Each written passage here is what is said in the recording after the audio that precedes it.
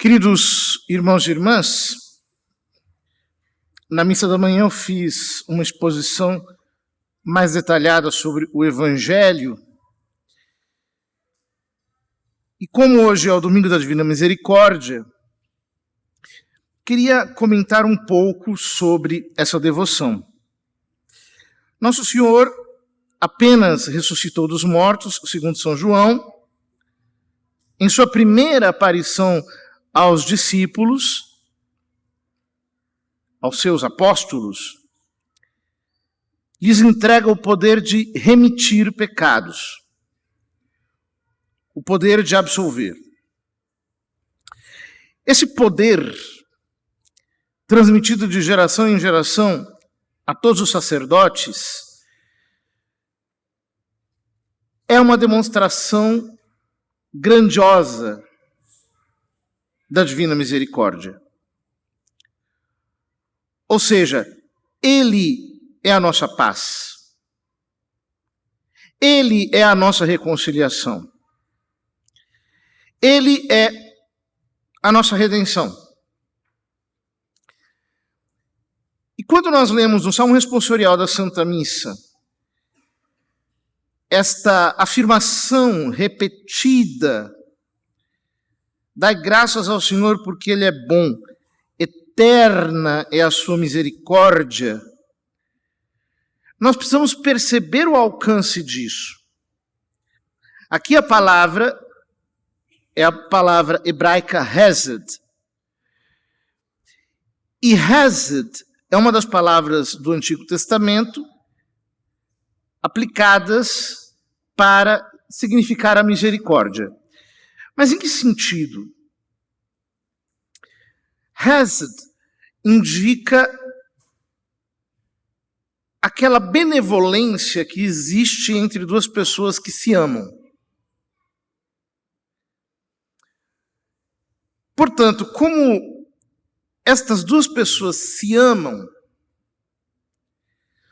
o amor que elas têm uma pela outra faz com que cada uma delas seja fiel a si mesmo enquanto ama.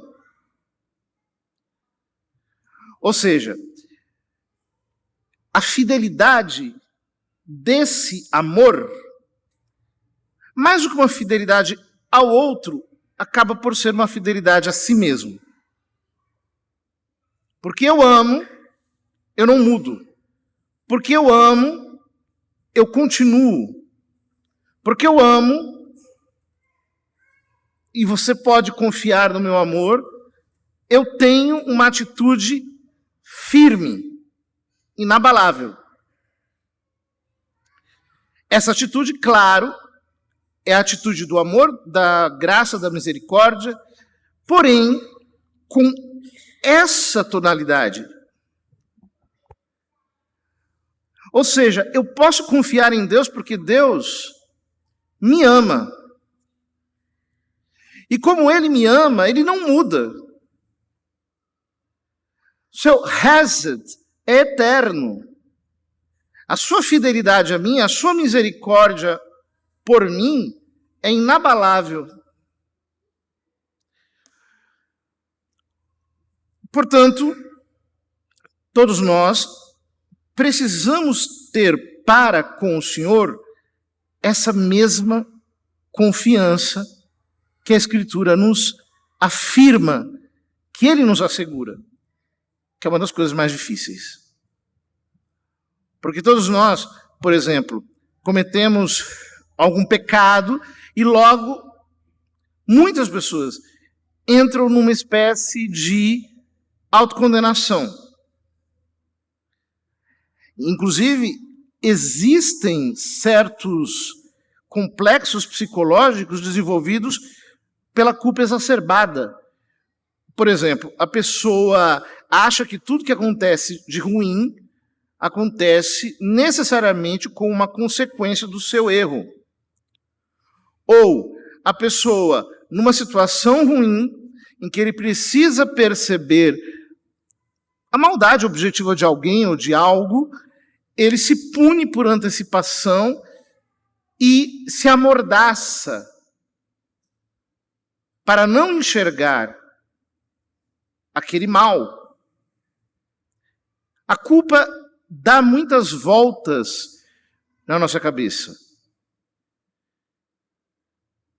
Isso tudo acaba se tornando um obstáculo entre nós e Deus.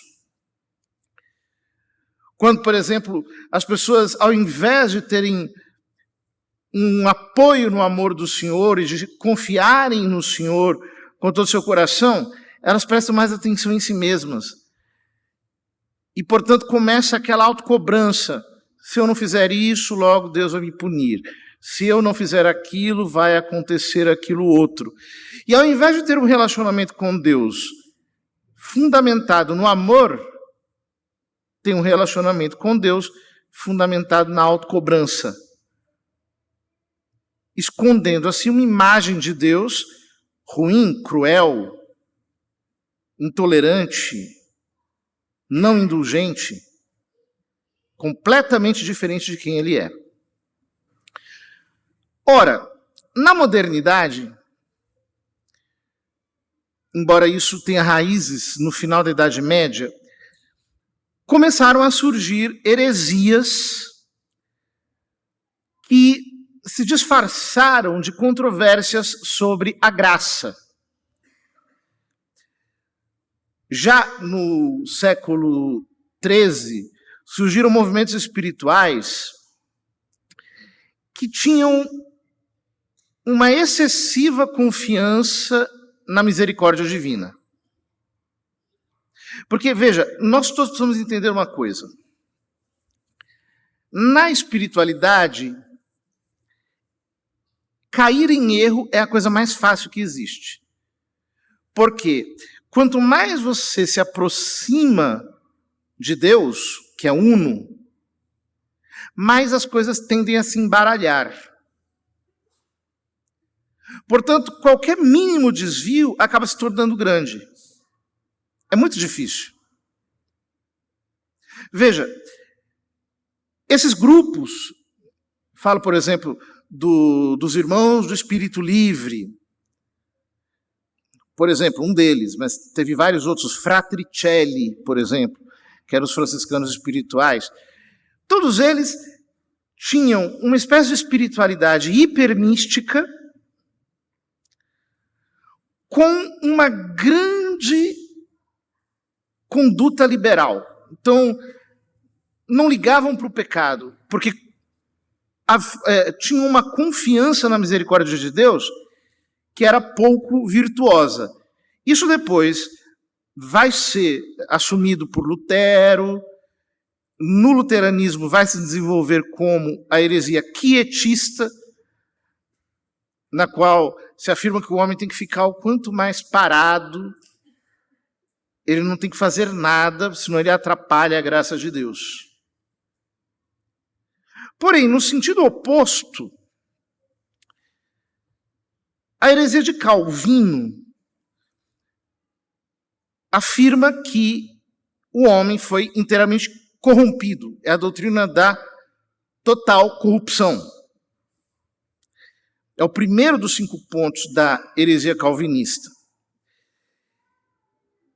Então, o que acontece? Como o homem, na visão de Calvino, está totalmente depravado, daí surge um tipo de antropologia negativa, ou seja, o homem não presta, o homem é ruim. No fundo, o diabo venceu. Ele conseguiu estragar a natureza humana de tal modo que Deus salva quem ele predestinou, apenas esses. Ora, da heresia calvinista, surgiu uma heresia na Igreja Católica chamada jansenismo, no século XVII. E essa heresia estava fundamentada nessas premissas. Ou seja, o homem é mau, o homem não consegue de verdade obedecer os mandamentos de Deus. Portanto, você tem que se destruir, você tem que entrar num caminho de anulação completa. Daí surgiu aquele catolicismo mal-humorado, cara de carranca, em que você tem que transformar a vida numa penitência contínua, num sacrifício insuportável. Ruim. Por quê?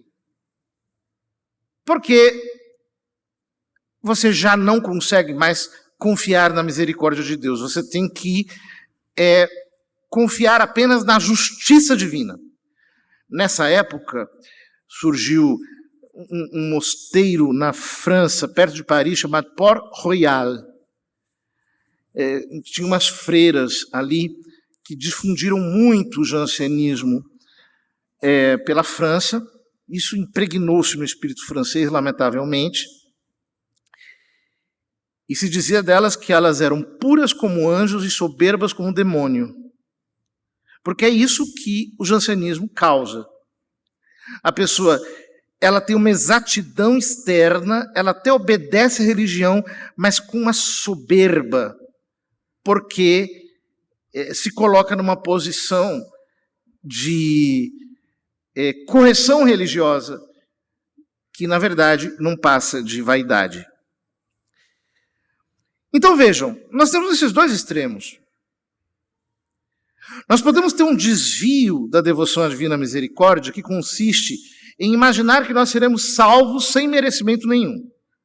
Que basta confiar na misericórdia, que nós não precisamos de boas obras, que nós não precisamos lutar pela santidade, que nós não precisamos nos converter porque Deus é bom, Deus é misericordioso. E isso vai acabar num tipo de universalismo. No final vai todo mundo para o céu. Hoje tem muita gente que diz isso, até valendo-se de textos como da irmã Faustina ou de Santa Teresinha, por exemplo.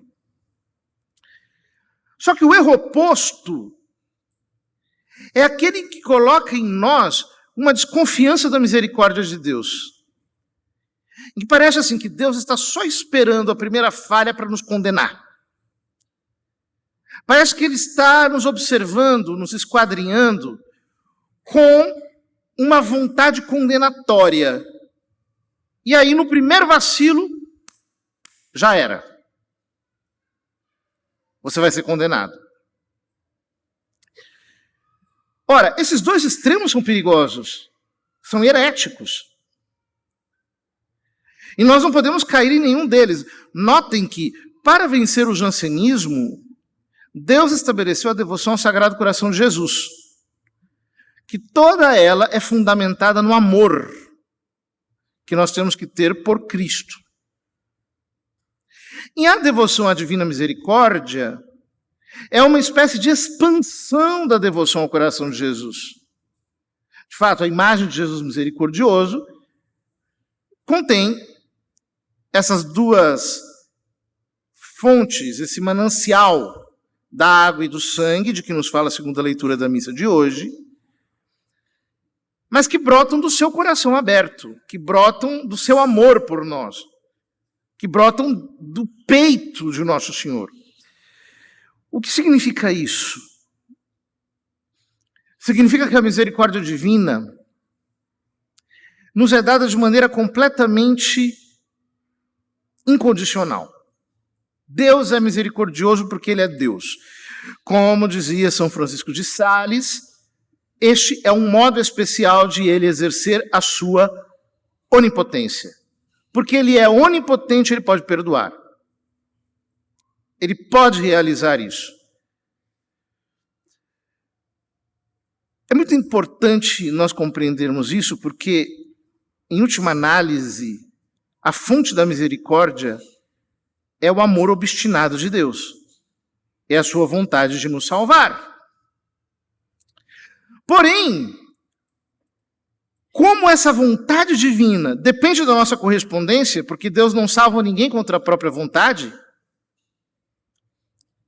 então a água e o sangue, elas acontecem numa espécie de fluxo e refluxo, de Deus para nós e de nós em Deus para Deus. A água e o sangue, de Deus para nós, significa muitas coisas. Significa o batismo e a Eucaristia.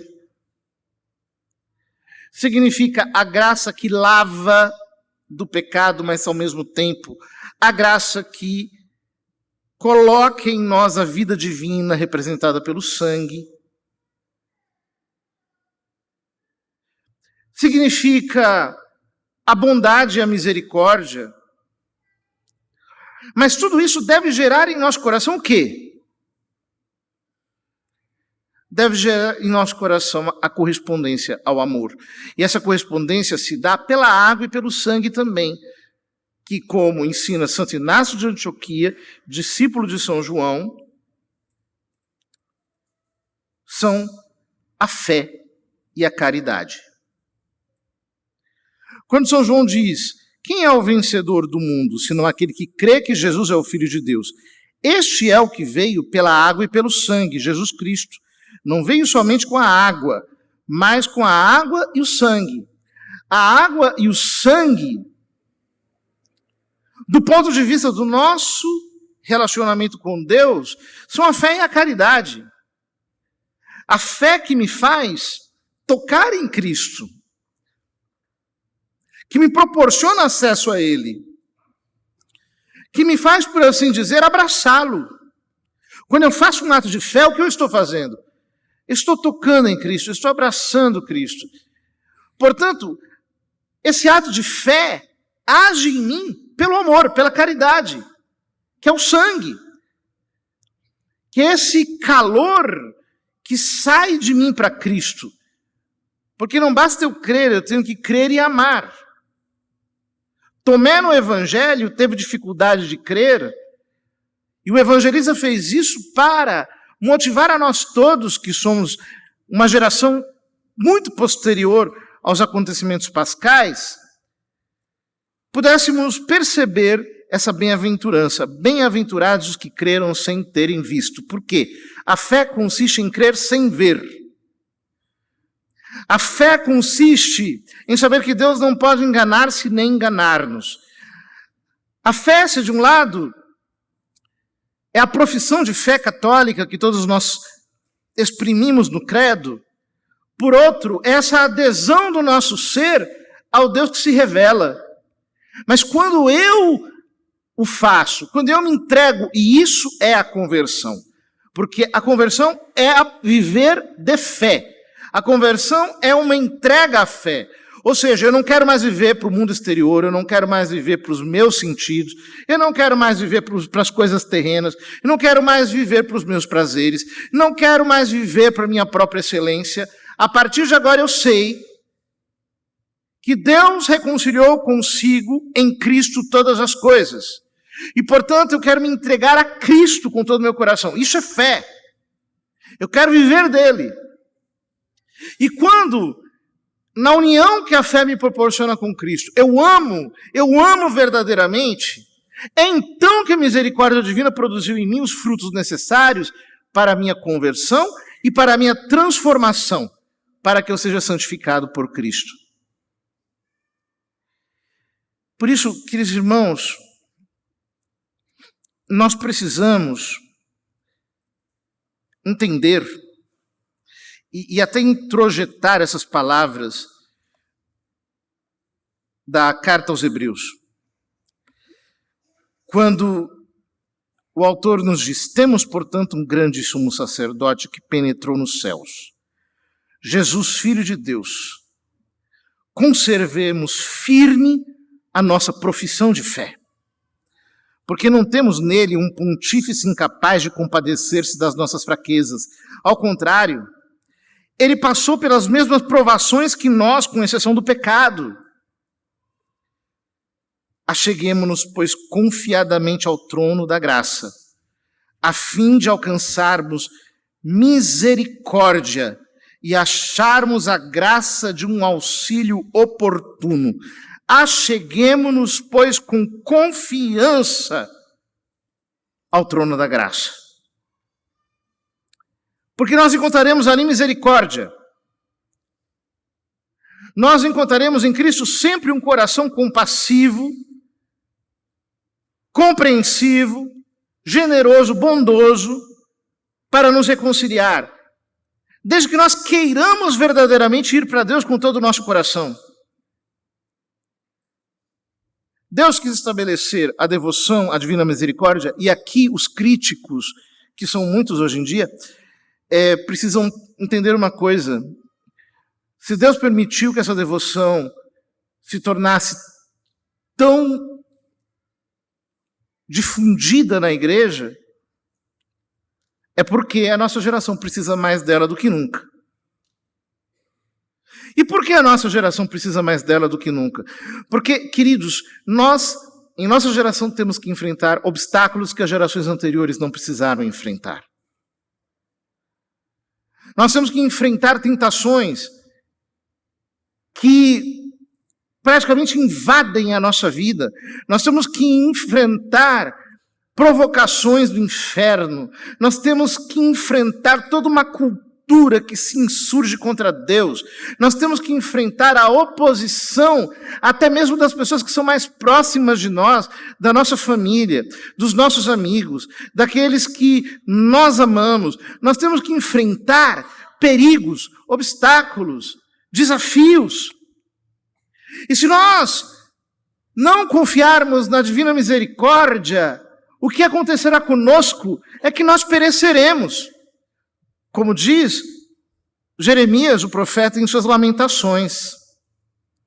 As misericórdias do Senhor são a causa de não sermos consumidos. Elas se renovam a cada manhã. Se eu não percebesse a fidelidade de Deus ao seu amor, eu já teria perecido. Porque olhando para mim, eu vejo muitas razões para desistir. Olhando para mim, eu vejo muitas razões para não ser abençoado. Olhando para mim, eu vejo muitos motivos para que Deus desista de mim. Olhando para mim, eu sei que eu não posso exercer nenhuma confiança. Mas quando eu olho para Ele, eu sei que a sua misericórdia é eterna, é imutável, é incomensurável, é inegociável, sobretudo porque Ele é fiel a si mesmo. Como diz São Paulo, se nós o negamos, também Ele nos negará. Mas, se formos infiéis, Ele permanece fiel, porque Ele não pode negar-se a si mesmo. Isso seria um incentivo ao pecado? Claro que não.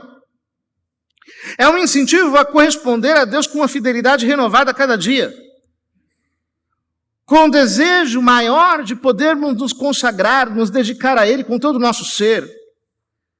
Queridos irmãos, não sejamos como as freiras de Port-Royal,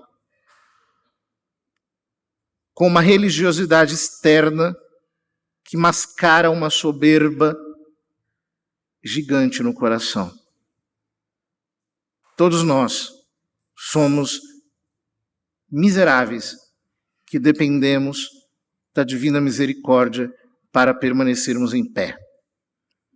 Dependemos de Deus, dependemos de Cristo totalmente, tanto quanto no primeiro dia da nossa conversão. Que o Senhor nos leve